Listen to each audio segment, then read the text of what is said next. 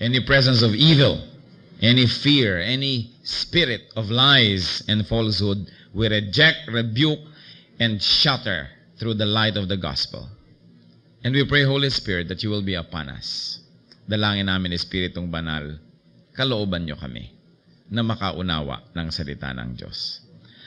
Bigyan nyo kami ng kakayahan na maunawaan ang mga hiwaga at ito mabigyan namin ng aplikasyon sa aming buhay.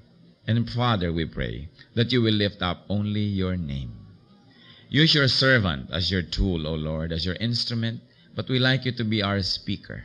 Speak to each one of us. From your heart, O Father, speak to each one of us. Ang inyo pong kalooban ang maganap. Maring may iba-iba kaming layunin sa pagparito, subalit yan aming isinusuko sa inyo. Ang layunin nyo ang makapangyari, ang kalooban nyo ang maganap, at ang pangalan nyo ang mataas. Speak to your people. Feed us. Challenge us. Heal us, O Father. In Jesus' mighty name we pray. Amen. At atin pong nabatid at lalo nang na-appreciate that God loves us. Parang sinasabi natin, ang dami-daming tao nangangailangan ng love kung saan-saan naghahanap. Samantalang ang Diyos ay umiibig. At samantalang ang Diyos ay nasa lahat ng dako. Hindi natin kailangan lumayo kung talagang pag-ibig ang ating hinahanap. Siyempre, love begets love. Kung ang pamagat naman ay love God. Parang napakahirap sabihin sa ilan sa atin niyang, I love you, Lord. Kasi sabihin natin, hindi ko naman talaga nararamdaman, hindi ko namimiss ang Diyos. May mga ganong klaseng feeling. Meron naman talagang with feelings, we can say, I love you, Lord. But what is man's love for God? First of all, ang pag-ibig po ng tao para sa Diyos ay marapat lang tanggapin ng Diyos. Man's love for God was and is well-earned and well-deserved by God. Bakit? God created us. Nilikha tayo ng Diyos. Yun palang sapat ng dahilan para natin siya mahalin eh. Pero hindi lang yon. Hindi lang tayo nilikha ng Diyos nung tayo nagkamali at lumayo sa Kanya, iniligtas pa tayo. God sent His only begotten Son to die in our place. So siya, ang ating mandilikha, siya pa yung ating tagapagligtas. Sa iba't ibang mga religions, makikita nyo yung mga tao, sila ang nagdadala ng offering sa kanilang Diyos. Sa mga Diyos-Diyosan. At yung mga buhay ng mga bata, ibinibigay nila, sinusunog, kung ano-ano. Pero itong Christianity is very unique. That God is the one who made an offering for the people. And God offered Himself. Siya ang namatay para kabayaran ng kasalanan ng mga tao. Yun pa lang, napakagandang dahilan na upang siya mahalin natin. Pangalawang napakagandang dahilan. Pero meron pang pangatlo. God provides for us. Sa lahat ng ating pangangailangan, God has provided. In fact, if the Lord has not provided for your every need, you will not be here today. Dapat namatay na tayo somewhere sa gutom, sa uhaw, hindi na tayo na-protect. Wala na tayo dapat dito. Your very presence is a testimony to the fact and is a proof to the fact that God has been a good provider. Sa katunayan, yung mga nagjejeta at pinipilit talaga na labanan ng tukso ng sobrang pagkain, isang malaking patotoo that God really provides. Tayo pa ang umaayaw. Tayo pa ang umiiwas. God provides. And then, there's another reason why our love is well-deserved by God. God forgives us. In other words, God always gives and forgives. Paano nyo pa ba naman hindi mamamahal ang isang ganyang uri ng pagtingin? God created us, God saved us, God provides for us, and God continues to forgive us even while we commit errors. Kumisan tayong mga tao pag meron tayong minamahal, meron tayong nailigtas, meron tayong tinutulungan, binibigyan ng provision, aba, ang higpit-higpit na natin. Pag nagkamali yun talagang sinusumbatan na agad at sinusukat. But God, who created us, who died for us, who provides for us, even continues to forgive. Ang bait-bait niya. Kaya nakikita po natin that our God, our love for God is well deserved by Him. Now, what else can we say about man's love for God? It is expected of God's people. Kung tayo ay anak ng Diyos, inaasahan lang na mahal natin ang Diyos. Karapat-dapat lang. Bihira naman yata kung meron man anak na hindi nagmamahal sa magulang. Minsan nagtatampo, Kuminsan, akala mo hindi mo mahal dahil teenager ka pa lang, lagi kang pinipigil, pero pag laki-laki mo, nagkaedad ka sa mga, ay tama pala siya. Kaya pala, mahal na mahal ko siya. Kaya lang kuminsan may mga moments that love is clouded by our personal interests. But then, it is expected of God's children to love Him. Sabi sa John 8:42, Jesus said to them, if God were your Father, kung anak ka talaga ng Diyos, ama mo siya, you would love me. Kung anak ka ng Diyos, mamahalin mo ako, sabi ni Jesus. For I came from God, and now am here.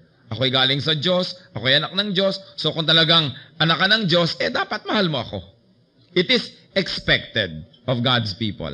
So first, it is well-deserved, then it is expected. What else can we say of man's love for God? It is commanded by God. Sabi sa Matthew 22:37, Jesus replied, love the Lord your God with all your heart and with all your soul and with all your mind. Utos pa rin. Napakahalagang mga dahilan kung bakit dapat mahalin ng Diyos. God deserves it. It is expected of God's people. And 3, it is commanded.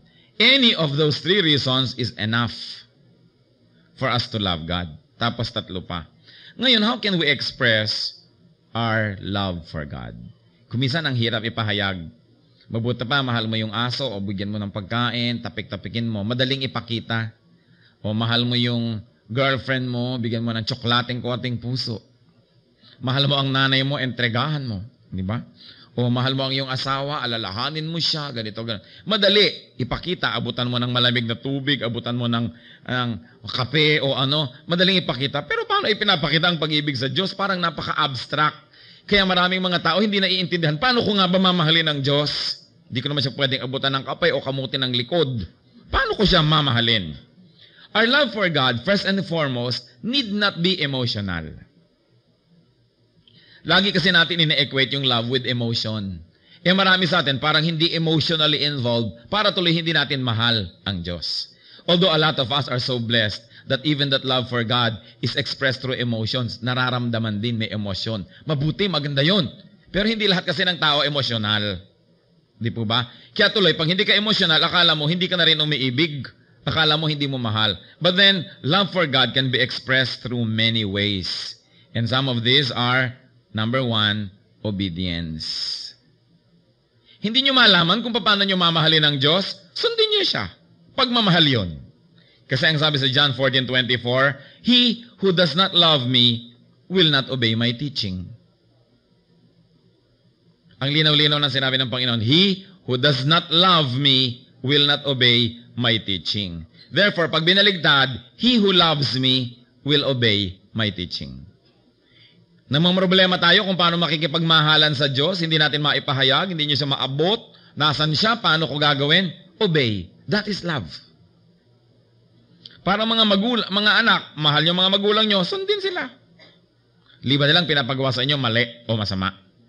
Isa yan sa pinakamadadaling at pinakakitang-kita, pinaka-obvious, pinaka-tangible ways to express love. Niya, obey.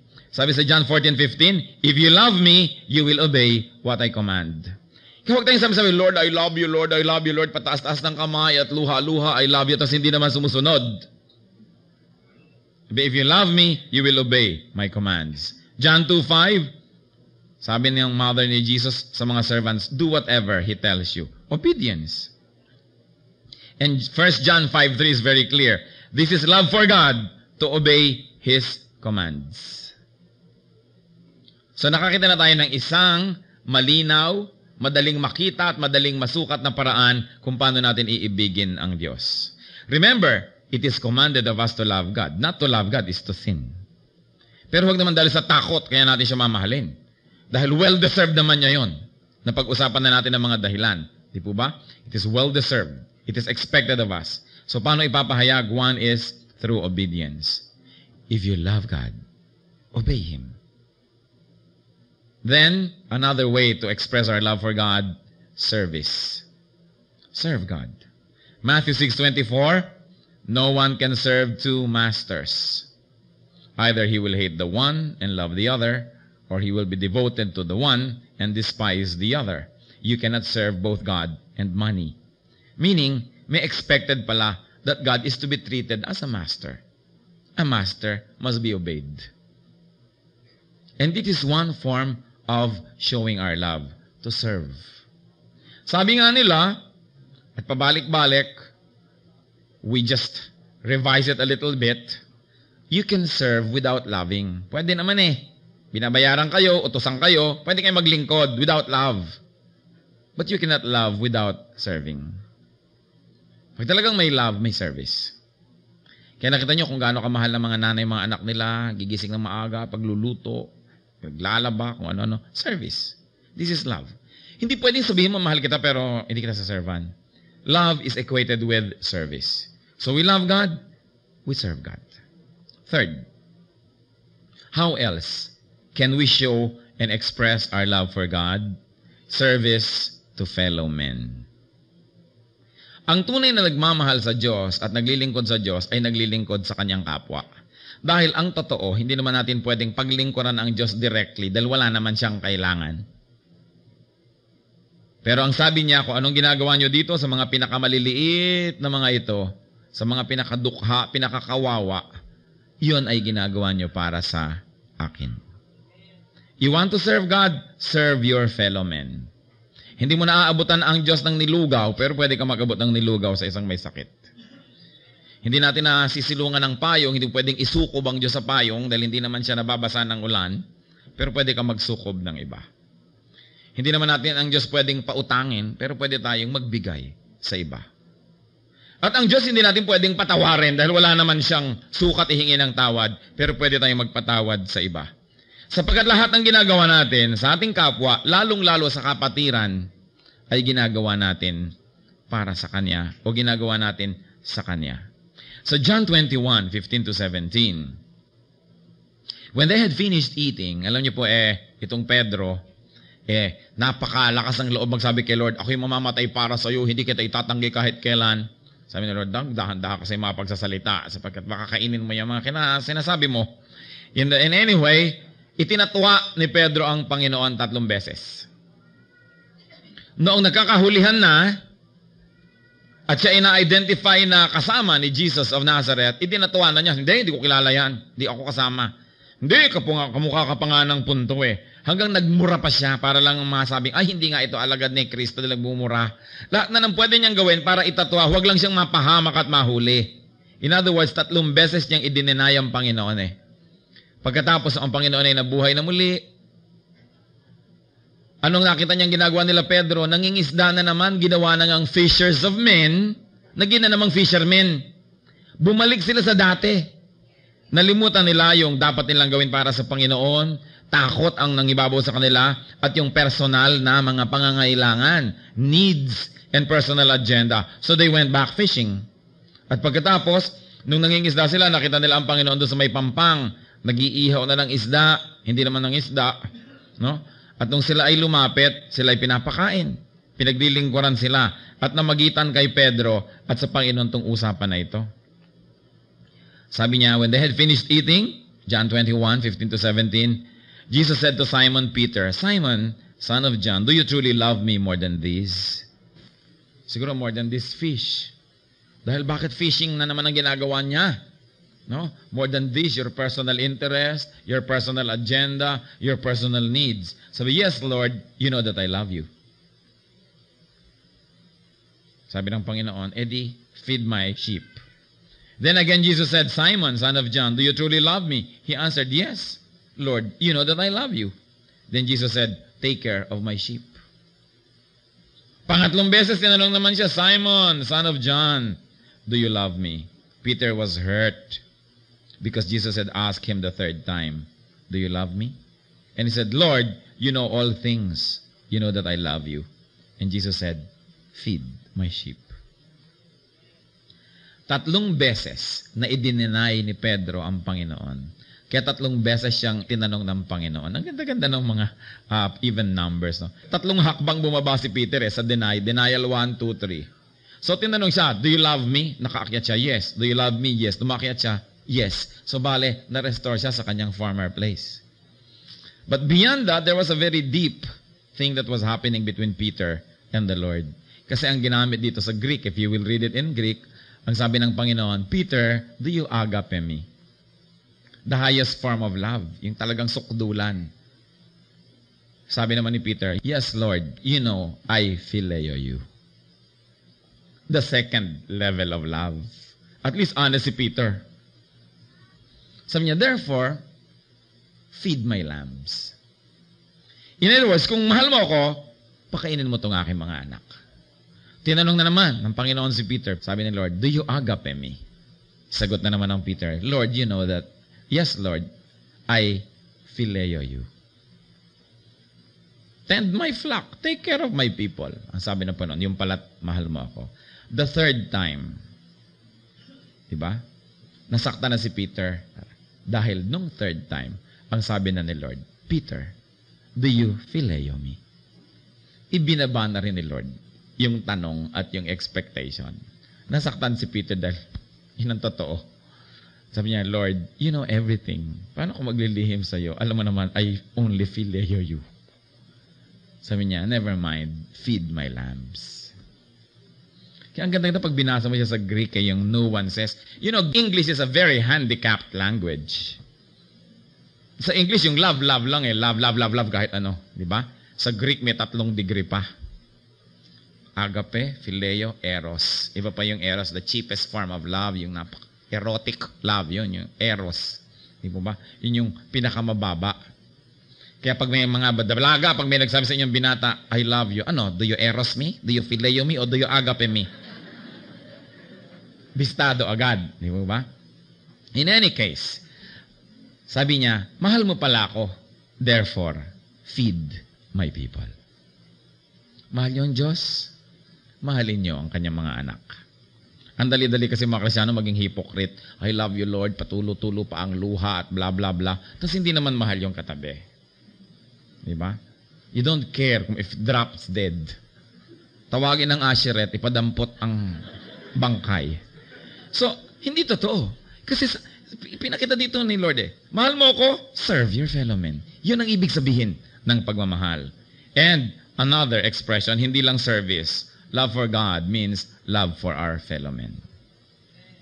Kaya maraming tao nawawala ng gana sa mga relihiyosa at mga relihiyoso. Dasal ng dasal, simba ng simba. Wala namang pag-ibig.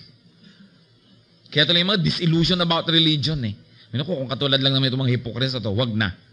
Because the people of God will be known because of and for their love. Why? Because our God is a God of love. You want to really express your love for God? Love your fellow men. Once more, hindi emotional. Kasi alangan mga ma-emotional involved ka kahit kanino na lang. But to love a person is to serve, to be committed to his or her well-being. That is love.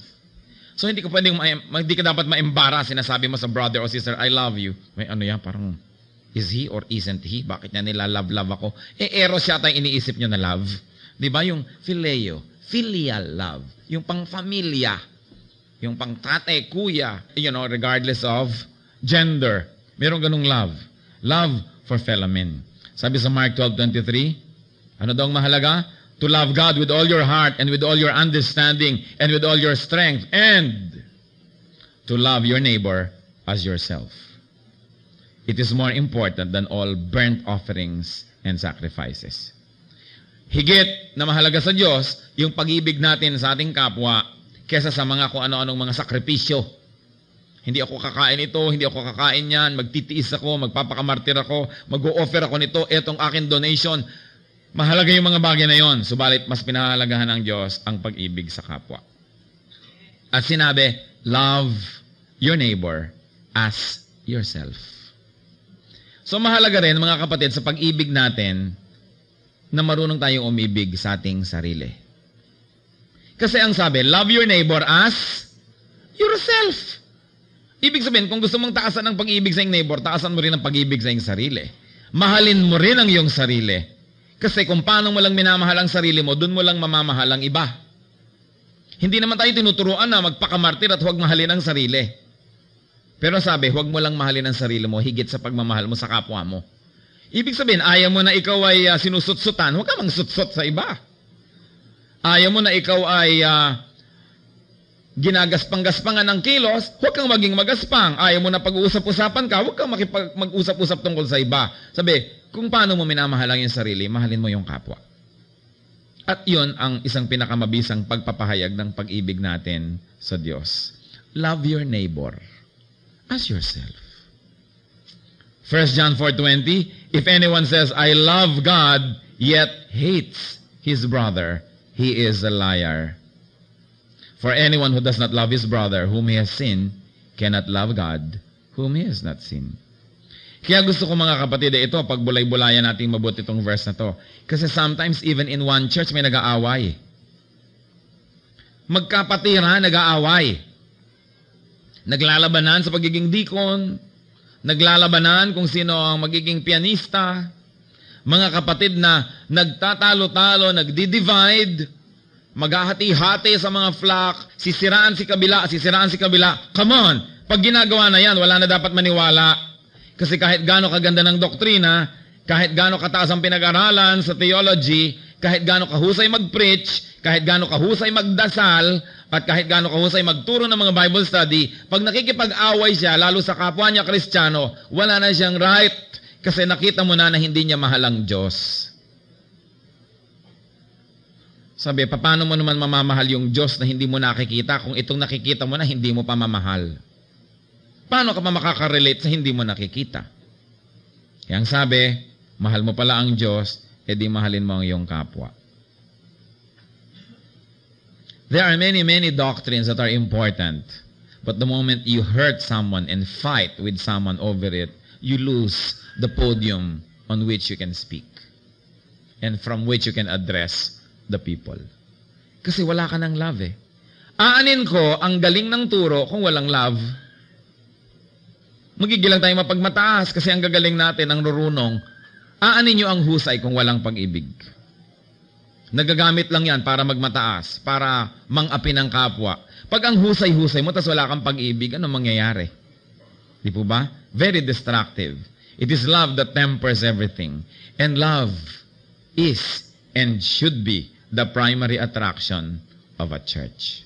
Aside from its doctrinal soundness, syempre. Dahil maraming kulto, loving. Pero eros, yung we will love you, yung pala ay makikipag-sex sila sa inyo. Ang daming ganong kulto, na yung mga leader, ang lahat ng mga asawa ng member niya, asawa na rin niya dahil siya ay loving. Meron pa na kulto na ang mga tao, they live in communities and colonies, na halo-halo sila doon, babae at lalaki, nag-aasawahan sila doon, dahil daw God is love. Eros ang pinag-uusapan nila, hindi agape. Kaya huwag tayo nagpapalito sa mga ganon. We are surrounded by many cults like this. So, anong sinasabi natin? Mahal ko pala ang Diyos, therefore, mahal ko ang aking kapwa. Sinungaling daw. Yung nagsasabi na mahal ko ang Diyos, tas hindi niya mahal ang kanyang kapatid. Again, let me be emphatic, hindi emotional love ang pinag-uusapan, kundi yung tayo ay nakalaan na gumawa ng tama para sa ikabubuti ng kapwa, kaya namimiss nyo siya, kaya hindi, love nyo siya. Hindi laging emotional. And 1 John 4:21, and He has given us this command, whoever loves God must also love his brother. Paano yun? Through service. When I serve you, I love you. Hindi kailangan na nasa wallet ko ang picture nyo at namimiss-miss ko kayo. Bip ako ng bip sa inyo na nagkape ka na ba o something. You know, romantic love yung pinag-uusapan ng mga tao kung minsan eh.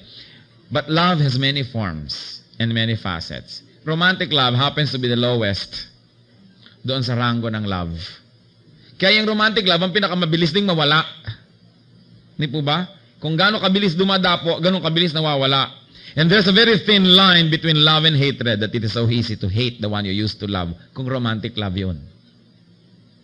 Kaya sa romantic love, laging may binibigay si Satan na deception. Kasi lalo ang mga Pilipinong ubod ng sentimental. Talagang pag nadinig na ang tugtog. Diba? Wala na. Sira na ang tibay ng loob. At susunod na sa pag-ibig, kahit kasama at papunta sa impyerno. But to love the brethren. But in the next series, in the next part of the series, we're going to talk more about loving the brethren. Kasi tatlo ang love na ito eh. God loves me, I love God, and I love my fellow men. But so far, and suffice for our needs now, ang pag-ibig sa Diyos is best expressed by loving, by serving other people. This must be the primary attraction of a church. Aside from doctrinal correctness. Pero alam nyo, kung minsan nagkakamali tayo sa church sa pag-attract sa mga tao. Sasabihin natin, attend our church and be saved. Diba? Pero yung salvation, na-appreciate lang yun ng mga na-saved na. Pero yung hindi pa saved, hindi nga niya alam na saved siya o hindi siya saved eh. Sa kanya, hindi issue yun. Di po ba? Magtanong kayo sa mga tao sa kalye, ano bang issue nila? Masave ang kanilang kaluluwa o may makadate sila? May mag-beep sa kanila? Di ba? Kaya nga kahit pumunta sa impyerno kaluluwa, may umibig lang, pwede na eh. Kasi mas immediate at mas naiintindihan ng tao yung kanyang need for love more than need for salvation. Pagka nga ang attraction mo, attend our church and be saved. Lalong nagkakaroon ng question mark yung mga tao eh. Ano yan? Anong klaseng salvation? Paano nyo naman nalaman na saved kayo? Kaya ang laki-laki ng issue na nangyayari. Meron naman, nadaanan ko, Christian bookstore. We have the book that can change your life. Ang presumption nila, everybody likes to change. Pero hindi yung totoo.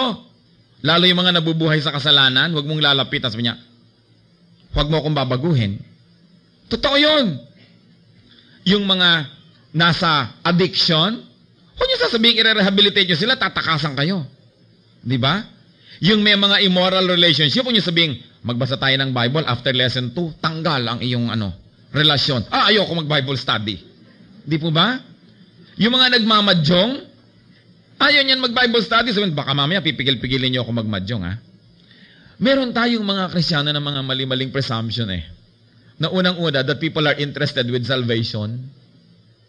Attend and be saved. Kaya walang uma-attend, ilalangaw.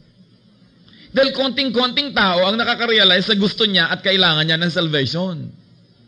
So, it's not a good marketing strategy that you are selling salvation because people don't even know about the product and they don't feel a need for it. Lalo, change your life, lalo namang ayaw ng mga tao. Ang gusto lang mag-change ng life, yung absolutely desperate. Kukunti naman yun eh. Di po ba? Pero, pag sinabi mong, come here and be loved.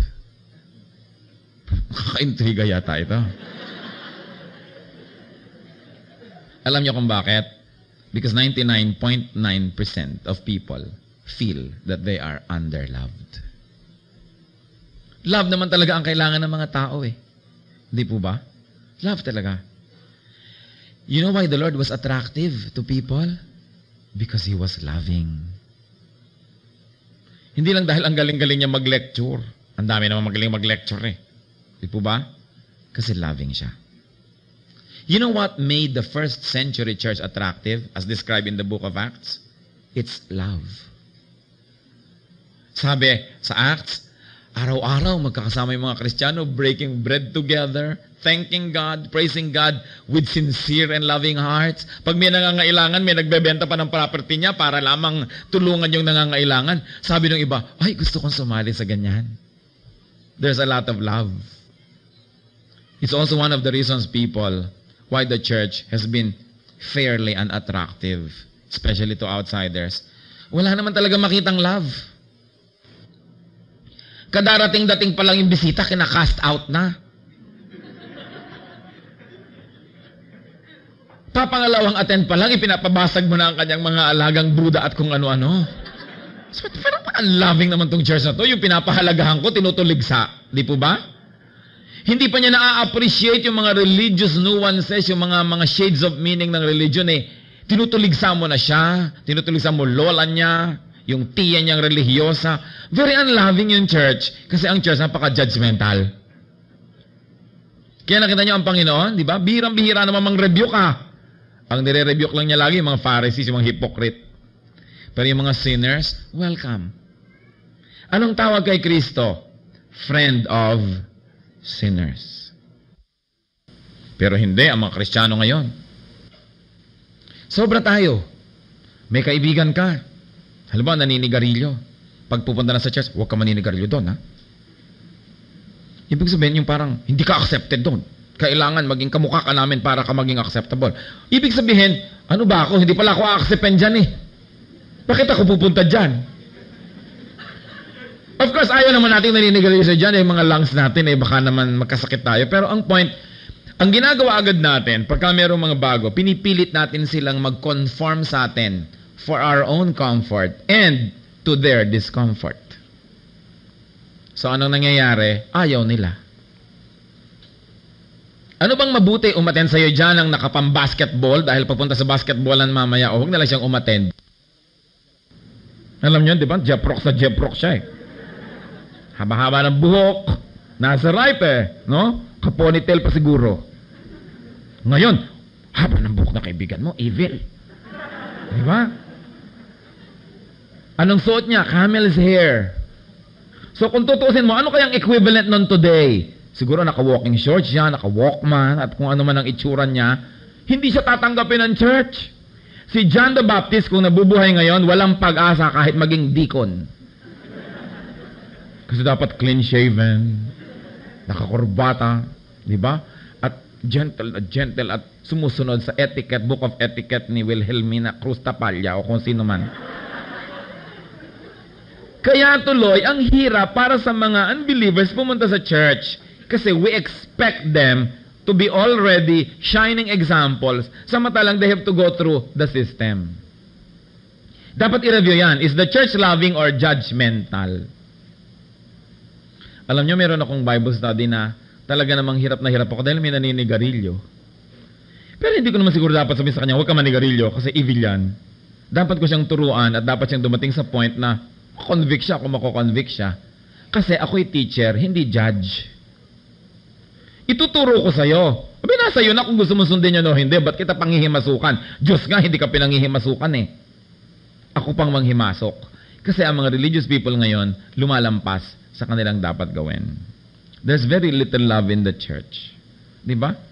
Sa atin lang eh, sa church na ito, come on, ganun din yun. Pag kayo, nasa inyong bahay, may bisita kayo, ano una niyong gagawin? Una silang papaupuin, di ba? Papakainin, kakausapin. Dito ang mga bisita, walang kumakausap. Pag upuan, nauna na yung mga dati. Ay, naku, bahala na yung mga bisita maghanap. Bahala sila sa buhay nila. At syempre, sa parking, nauna nang nakapark ang pastor at ang mga deacon at kung sino-sino ang mga Sanhedrin. Ang mga bisita, wala maparkan. So, uuwi na lang, lampas na. Kasi hindi, love. Nasaan yun? You will know God's people through their love.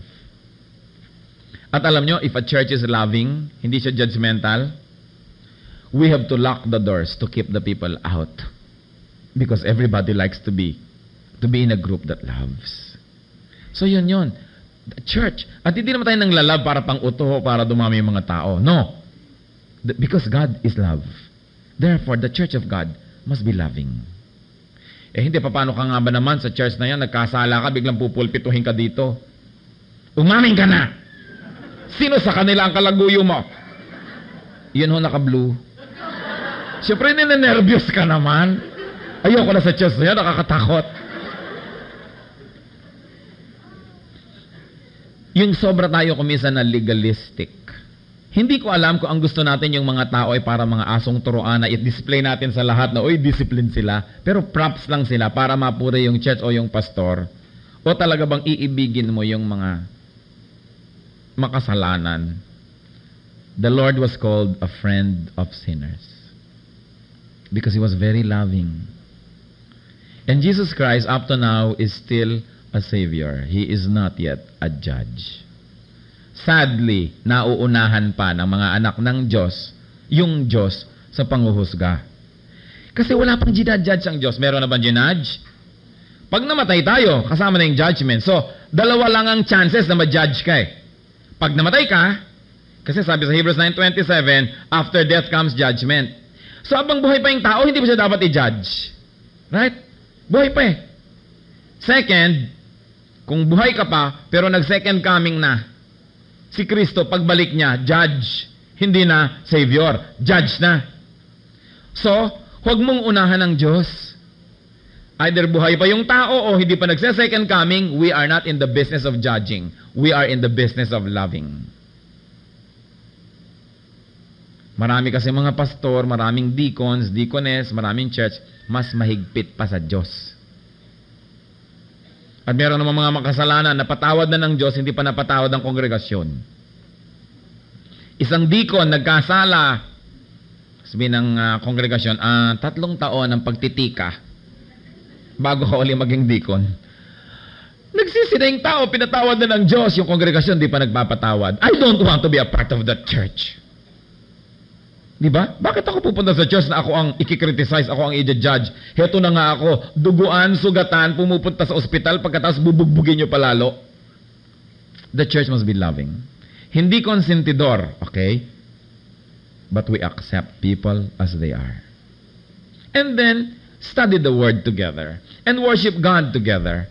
And then, let the Holy Spirit minister to the person para siya gumaling. I can only assist. I can only say, this is what the verse says. And as the Spirit leads, this is what it means. And this is how it can be applied. But you will not be judged.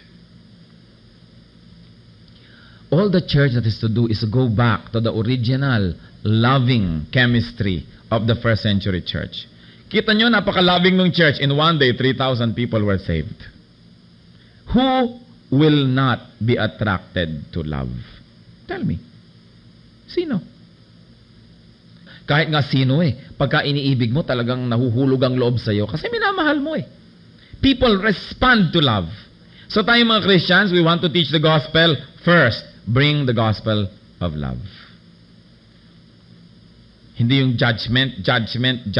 Napaka-judgmental ng church. Kita nyo, walang mangyari. Hindi nag-grow.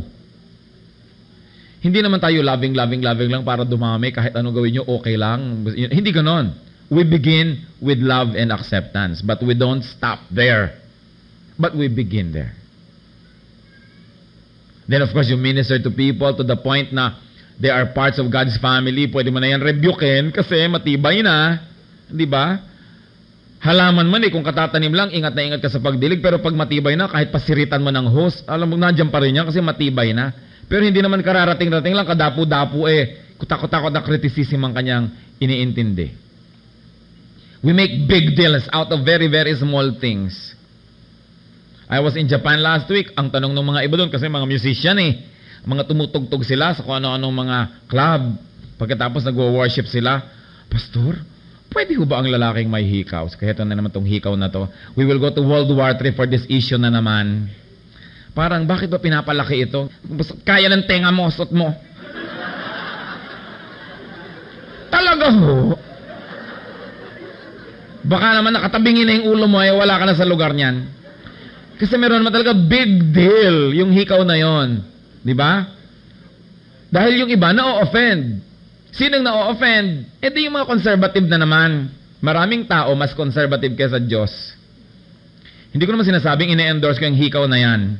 Pero ang point, come on, marami tayong ibang dapat pag-usapan kaysa laging yan na lang nang yan. Kung talagang ayaw mong paawat isuot yan, bahala ka sa buhay mo. Pag sumabit ka sa jeep, nakaladkad ka, pasensya ka. But it's a personal matter. Yung buhok-buhok lang na yan, kung susukatin ng hindi acceptable lang yung hair. Hindi ka pwede. O ang palda dapat ganito. Big deals. You know, in the absence of big things, small things become big. To small minds. Hindi yung nasa labas lang mahalaga nasa loob. If I'm going to commit an error, I like to commit on the side of being loving. Rather than on the side of being strict. Kasi ang Diyos nga natawag na friend of sinners. Para sa akin, yun hindi kapintasan. Ibig sabihin, gano'n siya ka-loving na pagkamala siyang friend of sinners. Kasi talaga namang friend siya of sinners. Di po ba? God is a friend of sinners. And we are sinners. Sabi nga ni Paul, I am the foremost of sinners. Buta na lang God is a friend of sinners. Because if God is an enemy of sinners, nobody has any hope. Not you, not me. God hates sin, but He loves the sinner. Make sure you isolate the sin from the sinner. Di po ba? Ngayon, hindi naman kung mo love nyo yung sinner, love nyo na rin yung sin. Isolate it, magkahiwala yon. But the church must be loving. Ang bigat-bigat na ng daladala ng mundo, ang dami-dami ng problema, ang dami-dami ng hinagpis dito doon. Pagdating ba sa church, ganun uli? Intriga na't intriga sa labas, sa church ba, ganun pa rin? Pakipagtunggali mo sa labas, pagdating ba dito, ganun na naman? Bakit pa? Ba't pa may church? Accept people as they are. Pray for them. Minister to them. Hope for the best. And let the Lord do the rest. That's what we are here for. Because we are a church. So remember, brothers and sisters, God loves you. We've got to love God. If you don't know how to express your love for God, just love your fellow men. Because whatever you do to the least of His people, you do to the Lord. Let's bow our heads before the Lord. I like to pray for people. Panginoon, sa pagpapagaling mo sa mga sugat na ito, punuin mo ng iba yung kakayahang umibig ang aming mga puso. Teach us also, Lord, to love beyond reason, to love beyond the mind and the brain, but to love because you are a God of love. Turuan mo kami, Panginoon, laging maging mapagpatawad. Habaan mo ang aming pasensya, Panginoon, sa aming kapwa. Bigyan mo kami ng kakayahang maunawa, maging yung mga punto de vista at mga ideya na salungat sa mga ideya namin. At bigyan mo kami ng malasakit, maging sa mga taong lumalaban sa amin o kumakalaban sa amin, sapagkat ganyan din ang pag-ibig niyo sa amin, Panginoon.